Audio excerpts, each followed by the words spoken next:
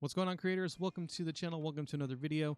Today I want to talk about how to create a profile here in the Elgato Stream Deck software.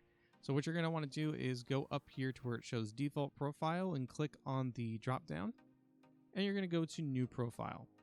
This is going to instantly make it profile 1, and you're going to see the little welcome box in the center, which you can always delete. So I'll just go ahead and delete that.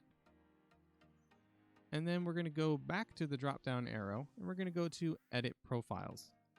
From here, you'll be able to see both profiles that you have. You'll have your default profile and then the profile 1, which is the new one that you made.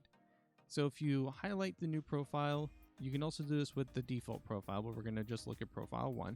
What I'm going to do is right click, you can duplicate, and now we got a copy. You can either rename it, so we'll just call this one profile 2. And then if you wanted to delete it, you can just right click, delete, and it's gone.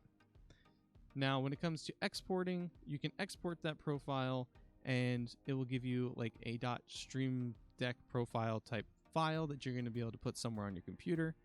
And if you wanted to back up everything, you can create a backup, and you can also restore from that backup as well if you want to.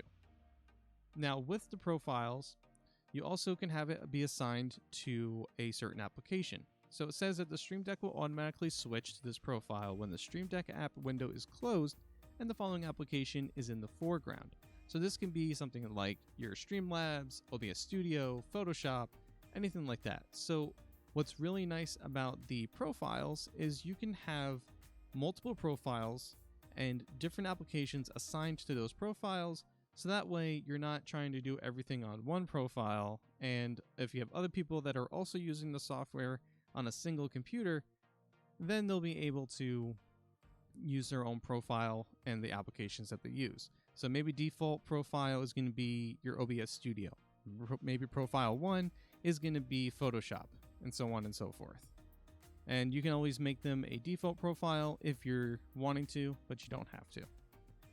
But that is pretty much it when it comes to your profiles. If you have any questions, let me know in the comment section below. If you found this video helpful, be sure to comment, like, share, and subscribe.